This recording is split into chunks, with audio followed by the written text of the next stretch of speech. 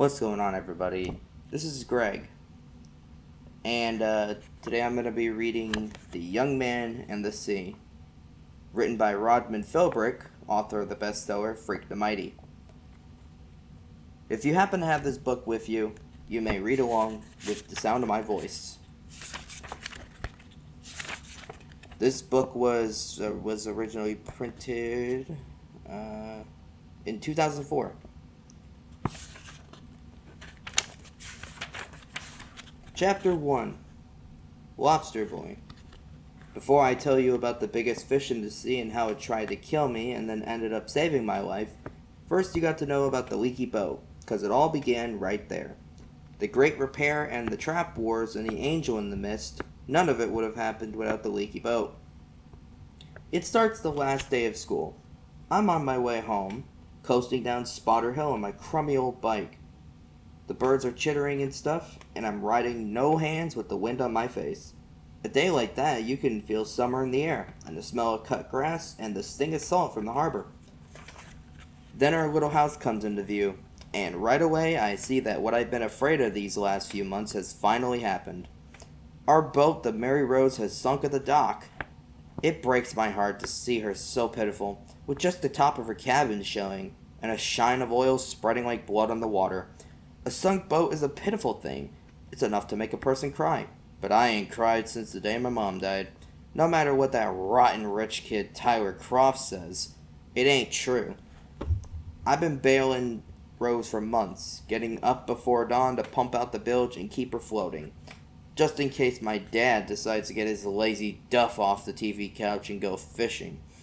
That's where he lives ever since the funeral, lying like a sack of nothing on the TV couch. Most times he don't even put the TV on. He just sucks on his beer and stares at the cobwebs on the ceiling. It ain't like he's a real drunk. He don't beat me or curse me or nothing. He just lies there feeling sorry for himself, and it don't matter what I do or say. One day I swore him out for 10 straight minutes about how he was a good-for-nothing and a worthless boozer, and how he might as well be dead as laying on the couch. What would Mom think if she could see him? But even that don't get him going. He just sighs and said, "Skiffy, I'm awfully sorry about everything," and then hides his head under the pillow. I can't even be sure if he's talking to me or to himself, 'cause we got the same name, Samuel Skiff Beeman. Down the town wharf, they used to call my dad Big Skiff and me Little Skiff to tell us apart. But my dad don't go down the wharf no more. He don't do nothing at all. Not even when I come running in the house to tell him Rose is sunk. "Dad," I go, "she gone under." He rolls to one side and puts a bleary eye on me. His beard is all matted because he ain't combed it in months, and it makes him look old and scruffy. "School's out, huh? How'd it get to be that late?" "The boat sunk. What'll we do?" "Do?" He puts his hand over his eyes and sighs again. "Oh, I suppose we could raise her up, but she'd just sink again. Best leave her be." "You can't leave a boat sunk at the dock. It ain't right." But my dad turns his face to the back of the couch and won't hear me. So I run outside and skid down the steps to our rickety old dock, but there ain't nothing I can do. Once a boat has gone under, you can't bail it no more. There's nothing to do but wait until the tide goes out, and then somehow winch it onto the cradle before it sinks again. Then maybe I can find the leak and plug it. There used to be a winch in the trap shack, and that's where I'm heading when Tyler Croft comes by on his $1,000 mountain bike and thinks he sees me crying, which he don't. "Hey, Skiffy," he goes, popping a wheelie and showing off. "Heard that old wreck of yours finally went under." "Good riddance. Ugly thing stunk up the whole creek. That wasn't a boat, it was an outhouse." "Shut up." "Ooh, Skiffy's crying." "Am not," I said, looking around for something to throw at him. A rotten apple for his rotten head. "Skiffy's crying and I ain't lying. Little Skiff Beeman lives in a shack. He pees in a bucket and craps out back. Hey, Lobster Boy, your mama's dead, your daddy's drunk. Go back to the swamp, you dirty punk." I've been hearing variations on that stupid song since Tyler Croft was old enough to talk. So it don't mean nothing. All it does is make me want to whomp his head with a hard green apple because that would make him cry. There's nothing close to hand but an old chunk of wood. I heave it and miss. Tyler laughs and then screams away on his bike. I'm telling the whole wide world, he shouts back over his shoulder. Little Skiff Beeman cried like a baby. He will, too. Not that it really matters. When your whole life is sunk, it don't matter what nobody says about you. They can't make it worse. Still, I wish I had that hard green apple. Chapter 2. Swampers. I gotta admit, what Tyler Croft says is partly true. Our little house used to be a shack until my mom married my dad and made him fix it up. I wasn't there, of course, but I seen the pictures. We got running water now and indoor plumbing, but my dad never seen no reason to tear down the old outhouse with the half moon carved in the door. Says it reminds him of the way things used to be, and how cold it was on winter nights when you had to put on your hat and boots just to do your business in the outdoor toilet. When I was real little, I remember my mom used to always be at him to take down that ratty old outhouse. But then she got used to it and painted flowers around it and painted it up and stuff. Didn't mind too much when folks came around to see what it looked like, because it's the last outhouse in all of Spinney Cove. Kind of historical, you might say. My dad's family, the Beemans, they was swampers. That's local talk for white trash, I guess. In the old days, swampers was folk who lived in shacks near the salt marsh or on the creek, and got by digging clams and trapping crabs and lobster and selling salt hay to the farmers. Come fall, they'd shoot ducks and geese and salt them down and sell them by the barrel to restaurants in Boston. The point is, they lived off what they got from the marsh and the creek. This is way back before my dad was born, but they still called him a swamper on account he was a Beeman, and Beemans had always been swampers. Simple as that. My mom, now, she weren't no swamper. Not even close. Her people was Spinneys that settled here and got the town named after them. Or maybe they named it for themselves. Same difference. There are rich Spinneys and poor Spinneys and regular Spinneys. But there ain't no swamp Spinneys, and my mom's family never let my dad forget it. Believe you me. Mom never liked that and stood up for my dad. She always said we all came from the same place, if you go back far enough, and what did it really matter what names they put on the headstones. The name on her headstone is Mary Rosalind Spinney Beeman, so you might say she got to have it both ways. One thing with swampers, though, they're good with boats. It's in our blood, I guess. When I was 9, my dad nailed up a little skiff for me out of plywood and put an old 5-horse Evinrude motor on the back and gave it to me for my birthday, which was really cool. I'm 12 now, but the skiff still fits me pretty good and don't leak a drop. A tight boat is a good boat, my dad used to say, but now he don't care if the Mary Rose sunk, so it's up to me to raise her. Only thing, I don't really have a clue how to go about it. I never raised a sunk boat before, so I get in my skiff and row around above where she went under. I can see her down there sitting on the mud, but it still don't figure what to do next. Finally, I get sick of looking and decide I'll row up to the creek to Mr. Woodwell's place and see if he has any ideas on the subject. Lucky for me, he does. Mr. Woodwell is about 1,000,000 years old now, and mostly retired, but once upon a time about half the working boats in Spinney Cove come out of his shed. He built the Mary Rose before I was born, and I seen the picture of him standing by the bow when she got launched for the first time. Even in the picture he looks quiet, and it's only gotten worse since then. Folks say he's so shy with words that weeks go by between one sentence and the next. That may be, but he always says hello to me. "Hello, Samuel," he'll say. "Come alongside and tell me what the fish are doing." And I'll put into his dock and tell him the smelt are running or the mackerel are in, or if the strippers are feeding. He don't fish, never has, but he likes to know. The day the Mary Rose went under, he's planting a bed of flowers by his back porch, the one that faces the creek, and don't see me till I holler. It's too far for him to holler back, so he waves his hat instead, and I put my skiff into his dock and walk up the grassy slope to the porch. "Well, Mr. Woodwell," I say. "Hello, Samuel," he says, patting dirt around his flowers. "What are the fish doing today?" "I don't know," I say. "Rose is sunk and I can't raise her." It takes him a while to get up from the flower bed and wipe the dirt from his hands. "Come up the porch," he says, and I do. He fetches lemonade, and that takes a while, too. Everything takes a while with Mr. Woodwell, 'cause he moves so slow, but I don't mind. You never tasted lemonade so good as what he makes in his steel pitcher, from real lemons and white sugar stirred in. There you are, he says, handing me a glass. I've been worried about that boat, he says, easing himself down into his rocker. You haven't been pumping the bilge out regular? I bailed her just before I went to school, and when I got home, she was down. What'd your father say? Nothing much. So it's up to you, is it? I guess. Mr. Woodwell sips his lemonade and stares out at the creek. I won't say anything against your father, he says.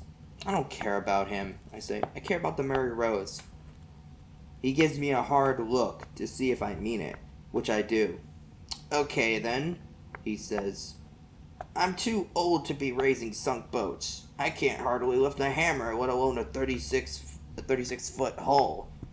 But you can tell me how. Yes, he says. That I can do.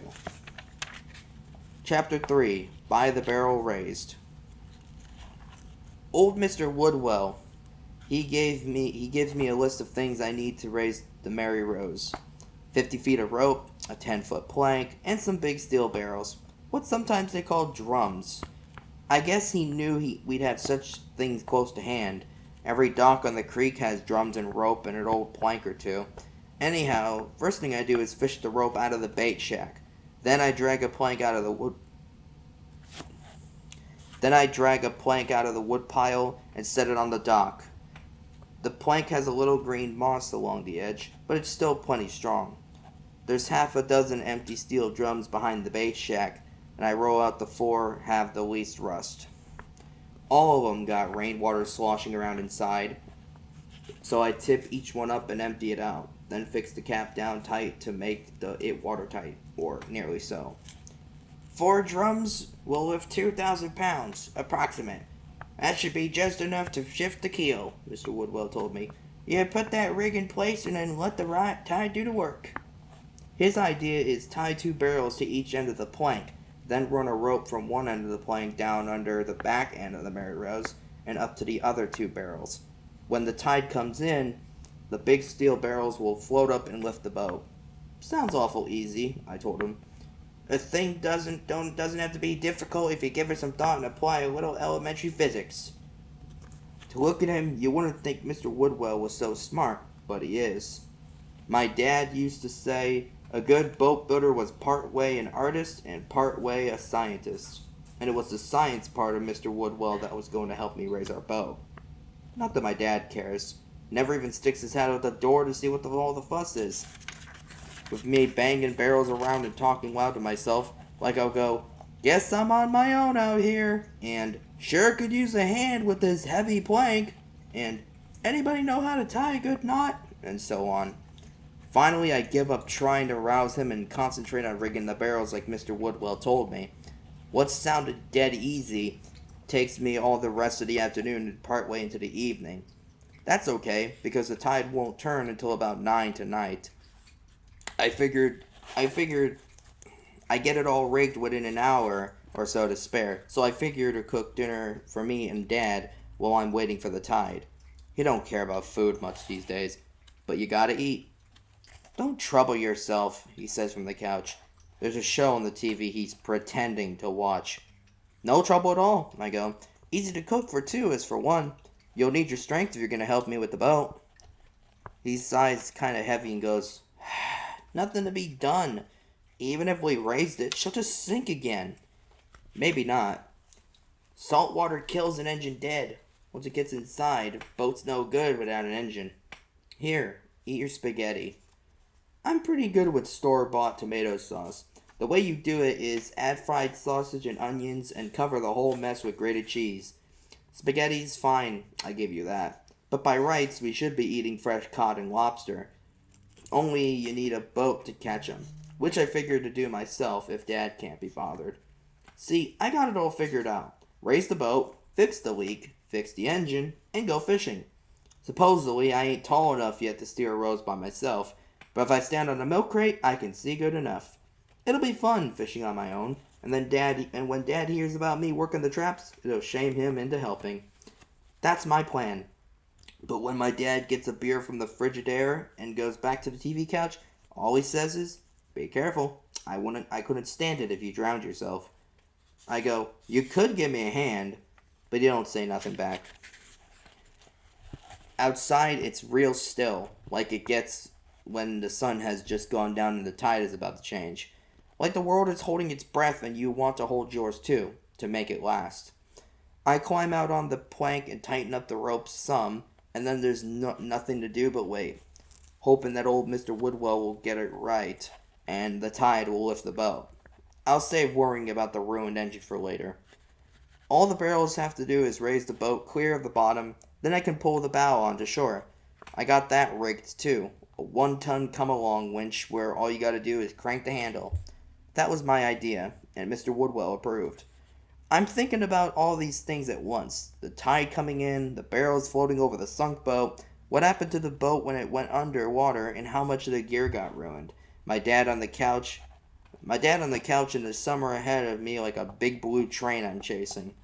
I'm thinking so hard, I don't hear Captain Keelson rowing down the creek. "Skiff Beeman!" he says, loud enough to jog me. "What's up, little skiff?" Captain Keelson is leaning on his oars. Even in the dark, I could see the worry on his face. He ain't near as old as Mr. Woodwell, but he's pretty old. He says the rowing keeps him young, but if you'd ask me, it don't show much. "Boat went under," I tell him. He nods. "Yep, I can see that. You rigged those steel drums by yourself?" "Mr. Woodwell told me how."